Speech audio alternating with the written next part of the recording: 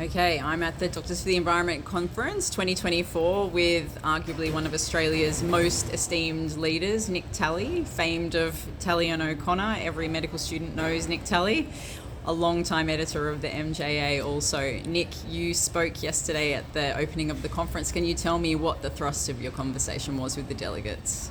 So I was talking about the climate emergency, which we know is a fact, and talking about what we, or everyone, can do to make a real difference in terms of action for reducing the health problems related to burning of fossil fuels and related issues. We clearly face an existential problem. It's clear we are going to have more and more health issues arising from the burning of fossil fuels, from the mining of fossil fuels, from the transport of fossil fuels, from the making of plastics that we also do from petroleum products. All of this is creating health problems for Australians right now, and they're going to increase. And we need to do something about this, and we need to take real action. What can we do, Nick? So what can we do? Yeah. Well, first of all, there are some issues around the health system's contributions to this problem. Health is a major contributor to the pollution from fossil fuels, from the burning of fossil fuels, from the damage caused by all of this. So we need to reduce emissions to net zero across the health system. There are starts here, there are certainly some actions occurring in various places around the country, but it's hit and miss, it's not universally being applied, and we can do a lot more. We can clean up our own backyard. So I was very keen for doctors to be aware of this and for doctors to drive change. And my view is, and what I was arguing, is if doctors stand up with other health professionals and say we must make change in my local health district, in my practice, across the board, it will happen. Regardless of what anyone else wants to happen, it will happen. And that will make a difference in our own backyard.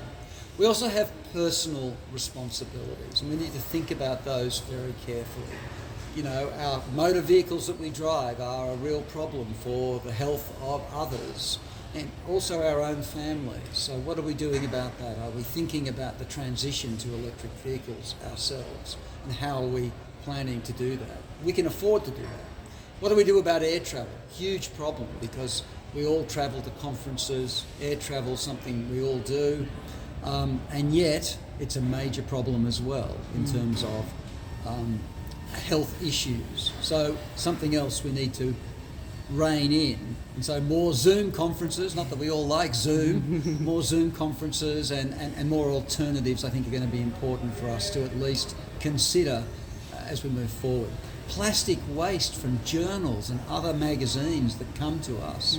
I get inundated with these still, even though I don't want them. I do everything online, I don't need them, and yet I can't always stop them. And these are printed journals in plastic covers, which is absolutely a disaster. Addressing the plastic pollution issue in hospitals, reducing waste, thinking about reusable strategies, critically important. The microplastic and nanoplastic ingestions that we are all breathing in and eating are huge health problems. We know they're going to be in the future, almost certainly. We actually don't quite know what all those problems are going to be, but risks of heart disease, cancer and other problems are likely. So we need to do something about this and really educate the public as well. And then we need to think about where politically things need to change. And I argued in my speech that new coal and gas projects were very, very problematic. I realise we can't transition very, very quickly, but we can transition to renewables over time. But if we are starting carbon bomb activities with new, huge coal and gas projects, and some of them are enormous, that's going to create health problems around the nation and around the world.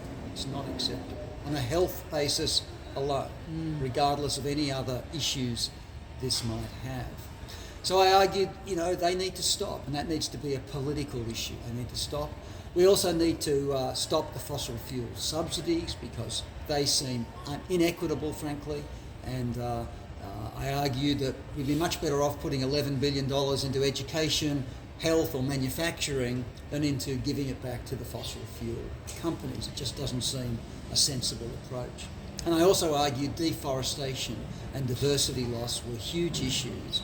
And again, we can stop some of that at least, maybe most of it, with political action. So I argued doctors should be arguing for those sorts of political actions on health grounds, not on any other grounds, on pure health grounds. And to me that seems very important.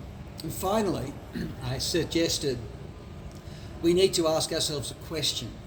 What are we going to say to our children and our grandchildren when they ask us, what did you do about the climate emergency, about the problems with burning of fossil fuels, about the health issues? What did you do? And I argued we all would hopefully want to say, I acted with speed, I acted with clarity, and I made a difference. Prof, how did you come to your advocacy in this area? I came probably a little bit later than some. Mm-hmm. So when I took up the President-elect role at the College of Physicians, sort of day one I met with the advocacy group and we started to talk about what were the important health issues that we should be advocating about. And the number one issue that came up very clearly from doing the research was climate change and health. Mm. So I said, okay, this is going to be something I'm going to pursue as well as I can going forward. And when was that? 2012. Yeah, okay. And you've really stepped into this role, particularly over the past few years. How do you think the landscape and the discussions changed in this space over that time? There are both positives and negatives. I think that's really clear. My view is the community largely understands there's a problem. Not everyone understands this, but the community largely understands this. Perhaps they're not as well informed about the seriousness of the problem, the extent of the problem, and the fact that we're not doing enough. But I think enough people are concerned that the politicians are at least listening to the community. And that's a good sign. I hope as the community learns more, they'll become stronger advocates for change because we need some change. So they're the positive sides of things. I also think we're transitioning to renewables more quickly than perhaps some have sort of seen occurring, and that they're all positive signs. I also see the negative signs, the things that worry me. We've still got huge issues with fossil fuel projects that are being planned that will essentially mean we will not be able to control climate change, and we will have huge health implications if we don't. So I'm very concerned about that and feel that just can't continue. It's just not an acceptable issue.